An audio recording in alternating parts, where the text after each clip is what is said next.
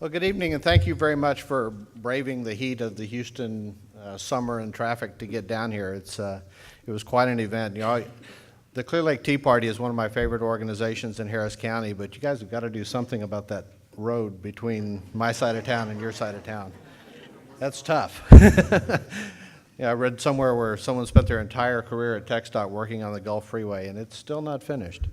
So, all right.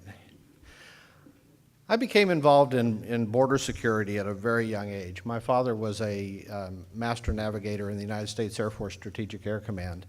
And what that meant was that he spent much of my childhood sitting in an alert barracks in an airplane loaded with nuclear weapons, ready to fly at a moment's notice to defend the borders of this country and defend our nation from any kind of attack. I remember at the age of about 6 saying goodbye to my father as he packed up to go, maybe to never return, during the Cuban Missile Crisis. Those are very real memories to me, and those are memories that have etched deeply into my values and what I believe in on this nation. So much so that I joined the United States Air Force myself and served to protect the borders of this country. And after 2011, or 2001, when our borders became obvious that our immigration problems and our borders were not securing this country, I got involved with U.S. Border Watch, which the main purpose of that organization was to raise the awareness not only of our southern border and our northern border, but all of our ports of entry, which are major security problems and continue to be major security problems.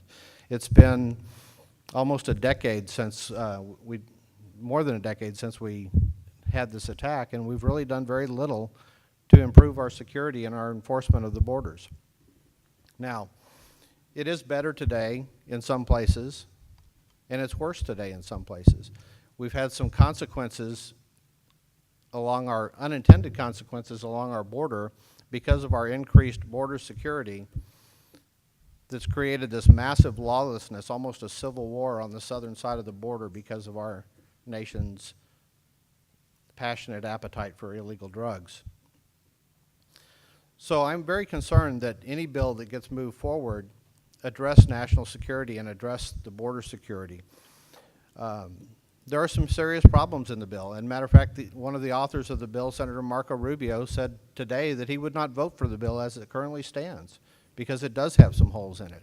It was not intended to be a fix-all bill in its original draft. It was intended rather to be a starting point for discussion so that we as Americans can get together with our elected representatives, as will happen this summer when our representatives come home, and we'll have the opportunity to debate with our representatives because the House is going to address this issue, and they're going to address it in an open and transparent manner, and we will be involved in all of that. Many of us have been involved in that for many years now. Senator Cornyn yesterday introduced an amendment to the Senate bill. We're going to call it the Senate bill for lack of all those other words that go along with it. And Senator Cornyn's amendments addresses many of the concerns that have been expressed by people that are opposed to the bill. His primary goal in this is to make certain that no person who enters into the registered provisional immigrant status under this bill will be eligible for transition to adoption to a, adjustment's the word I'm looking for, will be eligible for adjustment to permanent legal status until there are measurable border security issues in place. There's a problem with not doing both of these issues at the same time. If we increase border security without addressing what to do with the people that are here and without fixing our broken immigration system, then we create more lawlessness on the border like what we've already seen down there. That's not good for America. It's not good for our cities, it's not good for our economy, and it's certainly not good for the people that are living in that war zone on the other side of the border, where thousands of people are being killed. Senator Cornyn's amendment says that no person can adjust to LPR status until there's 100% situational awareness along the border. Now what that means is that we will have some way of watching every mile of the border 24 hours a day, 7 days a week.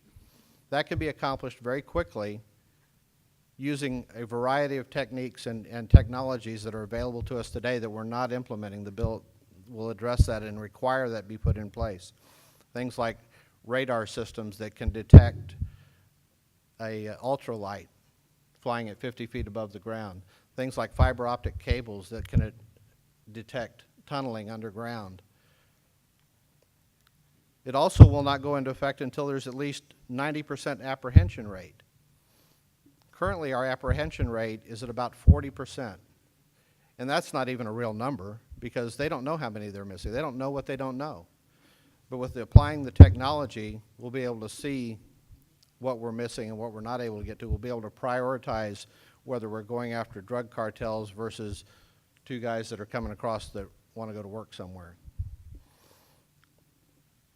One of the biggest problems, 40% of that 11 million number, if you want to use that number, or whatever way you want to use, but 40% of that 11 million number is people that failed to leave this country when their visas expired. They entered here legally, and they didn't leave when their visas expired. Two of the hijackers on 9/11 fell into that category. The law already requires that Border Patrol and Customs implement a biometric entry-exit system. They have not done that. And so tying this requirement in as well will force them to implement that before any person can be adjusted to permanent resident status. And then a national revamping and implementation of the E-Verify system. The current E-Verify system doesn't work very well. It's broken. It doesn't do what we need it to do. But if we modernize our Social Security card so that there's a biometric identification for every immigrant worker, if we require them to only work for companies that match and deduct taxes so that they can't hide under the radar and skip out on paying taxes by being misclassified as independent contractors instead of workers, those will do things to improve the system. Currently, our current immigration system does not serve the economic needs of our country. It's based more in the grounds of family reunification than it is on economic justification.